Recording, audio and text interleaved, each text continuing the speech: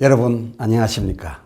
그동안 우리는 요한복음과 함께 기쁘고 유익하였습니다. 오늘 함께 하실 하나님 말씀은 역시 요한복음 제19장 25절로서 27절입니다. 예수의 십자가 곁에는 그 모친과 이모와 글로바의 아내 마리아와 막달라 마리아가 섰는지라. 예수께서 그 모친과 사랑하시는 제자가 곁에 섰는 것을 보시고 그 모친께 말씀하시되 여자여 보소서 아들이니이다 하시고 또 그 제자에게 이르시되 보라 내 어머니라 하신대 그때부터 그 제자가 자기 집에 모시니라. 아멘. 십자가 곁에 가 있은 제자, 그는 누구일까? 그것이 오늘의 주제입니다. 십자가 곁에 가 있은 제자 그는 과연 누구였을까와 하면 예수께 그는 과연 어떤 의미의 제자였을까? 본 요한복음 시리즈 111번 이 즈음에 이것을 살펴 알아두는 것이 좋겠습니다. 당시 상황 곧 예수님 십자가 위에서 운명하실 그때 그 십자가 바로 곁에 25절 요한복음 19장 25절 모친과 이모 그리고 글로바의 아내 마리아 막달라 마리아 이 여인들 말고도 의외의 제자 한 사람이 있었다는 것 아닙니까? 26절 기록엔 그를 예수께서 사랑하시는 제자라 하였을 뿐 그의 본명은 밝혀지지 않았는데 그는 과연 여러 제자 중 누구였을까요? 막 기록된 대로 예수님의 그에 대한 사랑은 타 제자들에 비해 각별하셨던 것은 분명한 것 같습니다.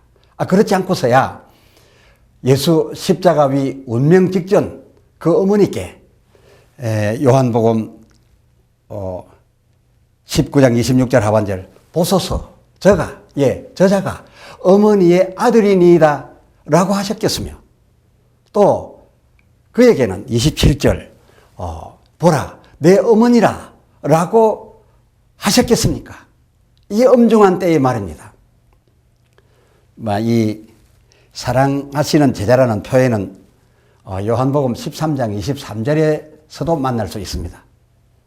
곧 예수의 제자 중 하나 곧 그의 사랑하시는 자가 예수의 품에 의지하여 누웠는지라 라고 하였을 뿐 아니라 24절에도 저 유명한 시몬 베드로가 머리짓을 하여 말씀하신 자가 누구인지 말해보라 부탁할 정도였고 이에 그는 그 25절 예수의 가슴에 그대로 의지하여 말하되 주여 누구 오니까 라고 주님께 유일하게 이런 것까지 물을 수 있었던 자였습니다. 이에 예수님께서 그 26절 대답하시되 내가 한 조각을 찍어다가 주는 자가 그니라며 그에게만 알아들을 수 있도록 아주 조용한 귓속말로 말해 주셨던 것 같습니다.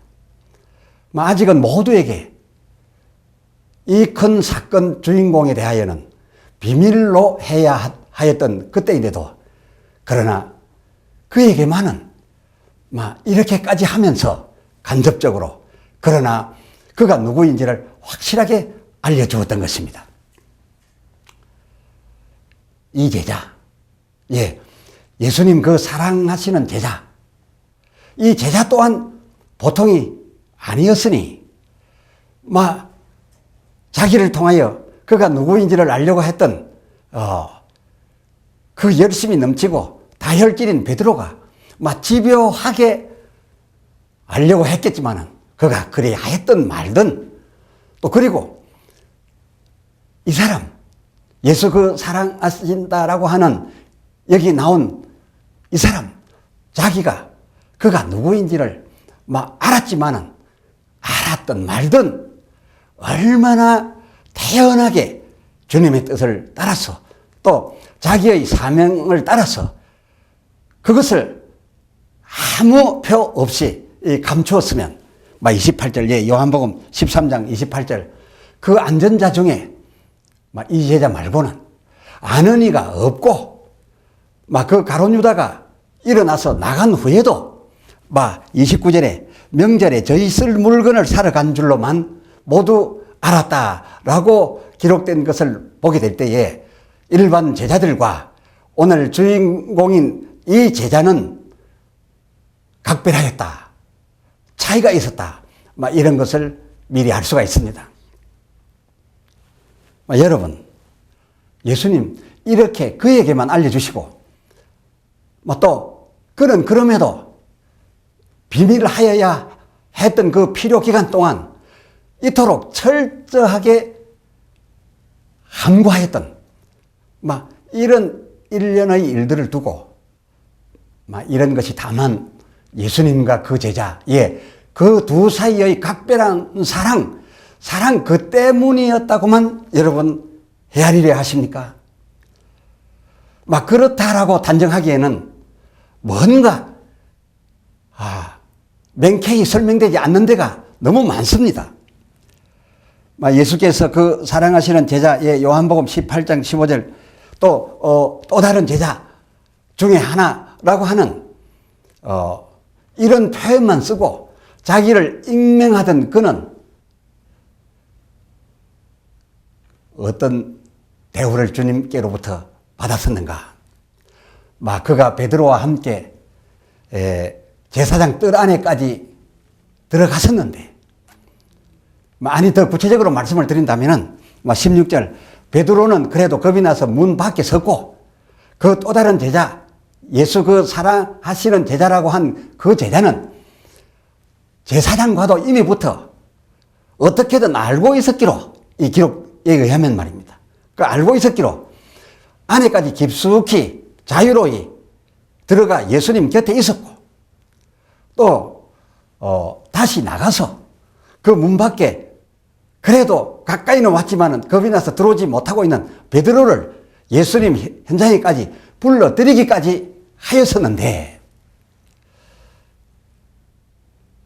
하면 어찌하여 이 베드로에 대하여는 그 17절 그 주변 사람들이 너도 이 사람 예수의 제자 중 하나가 아니냐라고 문초를 하였고 예수님 자신도 이 베드로가 자기 가까이로 오는 것이 굉장히 당황스러운 그런 일이어서 여러 표현들을 했음을 이미 말씀드렸습니다만은 그러나 이 베드로에 대하여는 모두들 이러하면서도 그 또 다른 제자 오늘 예수님이 사랑하시는 그 제자라고 하는 그에게는 왜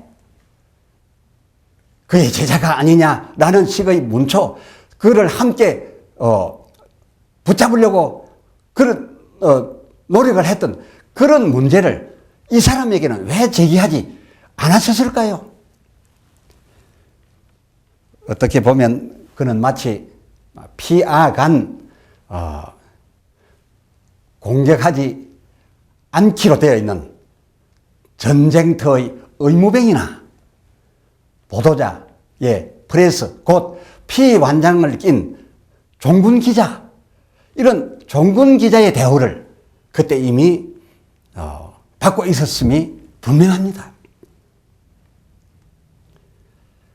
하면 자기를 가리켜 예수께서 그 사랑하시는 제자 또는 그 또 다른 제자 하나라며 본명은 철저히 익명하여 온 숨겨온 제자 그는 과연 누구였으며 또 그에게 주어졌던 직무는 어떤 것이었기에 문제될 것 같았으나 문제되지 않고 또 그는 이처럼 철저히 예수의 가는 길, 예수의 입에서 나타내는 말씀, 예수께로서 나오는 능력 그 하나도 놓치지 않고 어쩌면 유일하게 그 현장에까지 가서 이 모든 것을 살필 수 있었을까? 그렇다면 그의 직무는 과연 어떤 것이었을까? 이것을 오늘 저희는 알고 싶어 하는 겁니다. 그 당시 그들 민족의 지성 중 지성들, 오늘날 우리들 중에도 그러하기는 합니다만, 남이 아닌 자기를 가리키면서 앞에와 같은 식으로 본명을 나타내지 아니하고 은유하여 표현하기를 즐겨 했었습니다. 그 한 예로 자타가 다 공인하는 최고 수준, 최고 지성인 사도 바울도 자기를 가리켜 고린도 후서 12장 2절, 내가 그리스도 안에 있는 한 사람을 아노니 14년 전에 그가 셋째 하늘에 이끌려간 자라. 그리고 그 4절, 그가 낙원으로, 그렇습니다. 그가 낙원으로 이끌려가서 말할 수 없는 말을 들었으니 사람이 가히 이르지 못할 말이로다. 그런데 그가 이렇게 표현한 그리스도 안에 있는 한 사람을 내가 아노니 한 그 그리스도 안에 있는 자기가 알고 있다는 그 사람은 바로 그 자기 바울 자신이었습니다. 마찬가지로 요한복음서에 나오는 예수의 그 사랑하시는 제자, 그는 바로 이 요한서를 기록한 저자 요한 자기였습니다.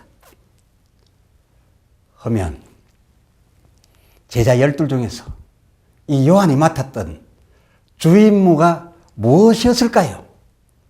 이를테면 가룟 유다가 그 전체 멤버 가운데 돈을 관장하는 돈깨를 맡았다면, 요한복음 13장 29절에 그 내용이 있지요. 그렇다면 이 요한은 무슨 특별한 임무가 저에게 주어져 있었을까? 그렇습니다. 이 요한은 글 기록을 담당하는, 글 기록을 맡았음이 분명합니다. 보실까요? 끝장 요한복음 21장 24절 상반절 보면 이 일을 증거하고 이 일을 기록한, 이 일을 기록한, 자기 임무를 따라서 이 일을 기록한 제자가 이 사람이라. 25절, 예수의 행하신 일이 이 외에도 많으니 만일 낱낱이 기록된다면 세상이라도 이 기록된 책을 두기에 부족할 줄 아노라 라고 말한 이 사람, 이 요한복음서를 그 많은 기록 분량 가운데 간출해서 꼭 후대에 전하여야 될, 또 주님의 뜻을 따라서 그의 뜻대로 나타내어야 할 그야말로 간추린 핵심 내용을 기록한 이 사람이 바로 그 사람이니 그는 곧 요한이다, 그런 말인 것입니다. 그러고 보니 그는 마치 예수님께와 또 그 다른 주변 사람들에게 어쩌면 종군 기자의 다름 아닌 예수 수행 기자, 예수 영적인 그 발걸음에 일일이 따라다니며 기록을 남겨야 했던 예수 수행 기자였음을 우리는 어렵지 않게 헤아릴 수가 있습니다. 해서 그는 예수님 가시는 데와 예수님 하시는 일에 빠진 적이 없었습니다. 아니, 이 말을 더 정확히 말씀드린다면 예수님께서 그를 그 남겨야 할 그 기록하는 일, 그 기록을 할 수 있도록 예수님이 그를 떼어놓지 않으시고 일일이 그를 데리고 다니셨다. 그리고 기록하도록 언제든지 그에게 채근하셨다라고 말씀을 제가 해드리는 것이 더 맞겠죠. 해당장 야이로의 딸을 살려낼 때에도 예수님 그 부모 외엔 누가복음 8장 51절 아무도 들어오게 하지 아니하였는데 베드로와 지금 이 문제의 이 요한과 그리고 야고보를 데리고 들어갔었습니다. 그리고서 정말 의미 있는 기도를 함으로써 이 죽은 아이를 살려낼 수 있었는데 베드로와 야고보는 예수님의 그 기도하심에 도움을 줄 수 있는 그런 능력과 그런 강한 믿음과 고백 같은 것이 있었다라고 하여서 불려 들어갈 수 있었겠지만 이 요한은 그런 것은 없었습니다. 아주 객관적이고 정확한 기록을 하는 기록자에 불과했습니다만은 그러나 이 요한을 이 다른 큰 두 제자와 함께 데리고 거기까지 들어가서 기도하여 역사를 이루었습니다. 뿐만 아니라 예수님 용모가 변화되고 그 옷이 휘어져 광채가 났던 그 변화산에서도 누가복음 9장 28절을 보니 그 안속까지는 그 깊은 곳 구름 안속까지는 역시 베드로와 야고보 그리고 이 요한을 데리고 들어가셨던 겁니다. 그럼에도 그는 그 주어진 사명대로 자기의 두각, 자기의 이름은 그렇게 나타내려 하지 않았습니다. 해서인지 요한복음 21장 19절 하반절을 보면 예수님께서 나를 따르라 하신 그 명령을 따라서 베드로가 나섰는데 자기는 유명하니까 그 엄청난 길에 주님께서 자기를 따르라 명하신 줄 알고 자기만 따라갈 줄 알았는데 그 20절을 보니까 돌이켜 예수의 그 사랑하시는 그 제자도 따르는 것을 보고 이 사람이 무슨 특별한 사명을 감당하겠기에 무슨 순교를 하겠기에 무슨 특별한 무슨 다른 것이 있겠기로 나와 똑같이 저자도 따르는가 싶어서 그 제자에 따르는 것을 보고 그 21절에 주여 이 사람은 어떻게 되겠습니까? 라고 묻기까지 했댔었죠.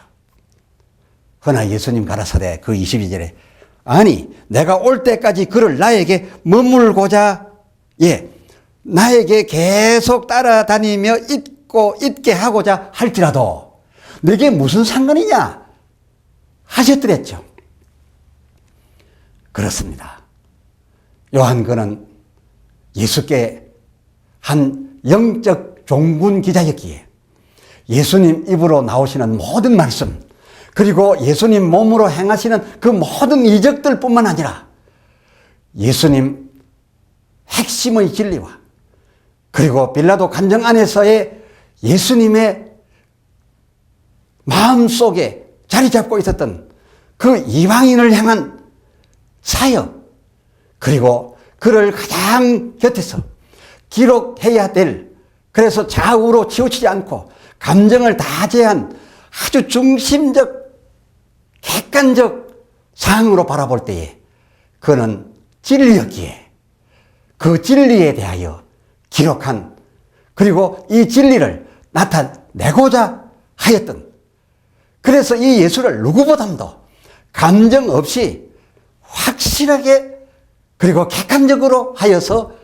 깊이 믿고 따를 수 있었으니 그는 그야말로 누구보다도 예수께 각별한 사랑의 대상이었습니다.